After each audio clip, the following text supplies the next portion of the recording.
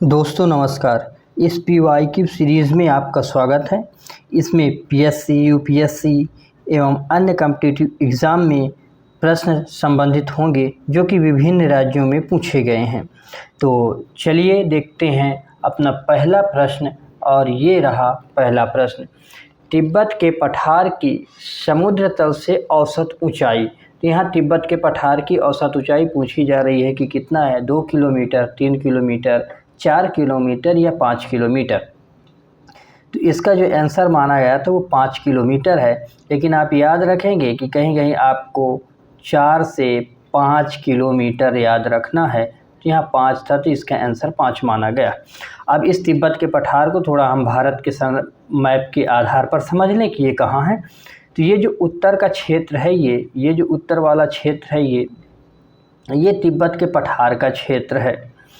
यानी कि इस क्षेत्र से कुछ नदियां इम्पॉर्टेंट हैं जो भारत में प्रवाहित करती हैं। एक नदी है सिंधु नदी, सेकंड नदी है सतलज नदी, और एक थर्ड नदी निकलती है ब्रह्मपुत्र नदी। तो ये 3 नदियां हैं जो प्रवाहित होती हैं भारत में। अब तिब्बत के पठार के बारे में तो जैसे आपने देखा कि इसकी ऊंचाई 4 से 5 किलोमीटर है। इसकी जो लंबाई है 2000 किलोमीटर। इसकी चौड़ाई अलग अलग है। इसके वेस्टर्न साइड देखें तो ये 600 किलोमीटर है, और ईस्टर्न की तरफ आप देखें तो ये 1000 किलोमीटर की चौड़ाई है। ये क्षेत्र एक तप्त क्षेत्र है, वनस्पति विहीन क्षेत्र है, ज़्यादा वनस्पतियाँ नहीं हैं। तो इसकी रोल जो है, तो हम जब जलवायु का अध्ययन करते हैं भारत की जलवायु का, तो वहाँ हम और डिटेल से इसके बारे में समझते हैं कि ये कैसे भारत की जलवायु में अपना योगदान रखता है। तो चलिए अगले प्रश्न की तरफ चलते हैं। और अगला प्रश्न है कि हिमालय की जो रचना है समानांतर वलन श्रेणियों में हुई है। तो जिनमें से प्राचीनतम श्रेणी कौन सी है? तो यहाँ आपसे ये पूछा जा रहा है कि जो हिमालय है वो एक समय पीरियड पे इसका ओरिजिन नहीं हुआ, ये एक के बाद एक निर्मित हुई है। तो इन्हीं एक के बाद एक वलन में सबसे पहले किस श्रेणी का ओरिजिन हुआ, जो कि इस ऑप्शन में है? शिवालिक श्रेणी, निम्न हिमालय श्रेणी, बृहद हिमालय श्रेणी या धौलाधर श्रेणी? तो इसका जो सही आंसर है वो है बृहद हिमालय श्रेणी। तो इस बृहद हिमालय को ग्रेट हिमालय भी कहते हैं। चलिए इसे मैप के माध्यम से समझते हैं कि ये मैप में कहाँ कहाँ है। तो यहाँ से जो ये मैप ये जो ड्रॉ किया जा रहा है, ये बृहद हिमालय है जिसे हम ग्रेट हिमालय कहते हैं। इसके बाद ये जो क्षेत्र है ये मध्य हिमालय का है, मध्य हिमालय। और इसके बाद जो सबसे नीचे का क्षेत्र है इसे शिवालिक हिमालय बोलते हैं। तो पहला great Himalaya, second laser Himalaya and third Shivalik Himalaya. ये इनका एक क्रम है। और ये टाइम पीरियड में कैसे किस किस टाइम पीरियड में आए? तो 65 मिलियन ईयर एगो में इनका निर्माण हुआ। इसी तरह इनका 45 मिलियन ईयर, और शिवालिक का 1.4 मिलियन ईयर में ओरिजिन हुआ। अब इन हिमालय के नॉर्थ में भी कुछ हिमालय की श्रेणियां हैं जिन्हें ट्रांस हिमालय के नाम से जाना जाता है। किस नाम से? ट्रांस हिमालय के नाम से जाना जाता है। यहाँ है जास्कर, लद्दाख और काराकोरम। ये हुई काराकोरम, आप भी लिखते चलेंगे। काराकोरम, लद्दाख और जास्कर। तो याद रखेंगे कि ये जो तीनों श्रेणियां हैं, इन तीनों श्रेणियों को ट्रांस हिमालय कहा जाता है। ट्रांस हिमालय। तो ये क्रम है हिमालय के निर्माण का, और जो क्रम लिखे गए हैं एक के बराबर एक, तो ये सब क्रम में आप याद रखें। कभी कभी सवाल आता है कि नॉर्थ टू साउथ हिमालय का क्रम बताएं, तो यही क्रम होता है। काराकोरम, लद्दाख, जास्कर, बृहद हिमालय, फिर मध्य हिमालय और शिवालिक हिमालय।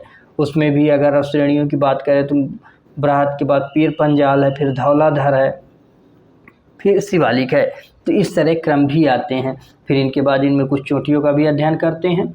तो अभी हम यहाँ हिमालय के बारे में बात ज़्यादा नहीं डिस्कस करने जा रहे हैं। अगले प्रश्न की तरफ हम बढ़ते हैं और हमारा अगला प्रश्न है कि भारत में निम्नलिखित में से कौन सी पर्वत श्रेणी केवल एक ही राज्य में स्थित है? अरावली, सतपुड़ा, अजंता या सह्याद्री। तो इसमें पूछा जा रहा है कि इन श्रेणियों में कौन सी ऐसी श्रेणी है जो केवल एक ही राज्य में है, और वो है अजंता, जो कि खाली महाराष्ट्र में है। किसमें? महाराष्ट्र राज्य में स्थित है। इन्हें एक एक करके मैप के माध्यम से अगर समझें तो ये जो है गुजरात, राजस्थान, हरियाणा, दिल्ली, इसे गुजरात, मध्य प्रदेश, छत्तीसगढ़। सह्याद्री जो वेस्टर्न घाट है, उस पूरे वेस्टर्न घाट को सह्याद्री के नाम से जाना जाता है। तो इसका मैप भी ड्रॉ करके देख लेते हैं कि कौन कहाँ किस किस राज्यों में है। ये जो पूरा क्षेत्र है यहाँ का, ये इसे वेस्टर्न घाट के नाम से जाना जाता है। किस नाम से जाना जाता है? वेस्टर्न घाट से।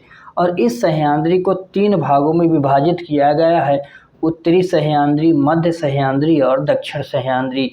यानी कि महाराष्ट्र है, गोवा है, कर्नाटक है, केरल है, इन माध्यमों में। फिर इनके बाद इन तटों को भी कुछ अलग नाम से जानते हैं, जैसे मालाबार तट, कनारा तट, कोकड़ तट।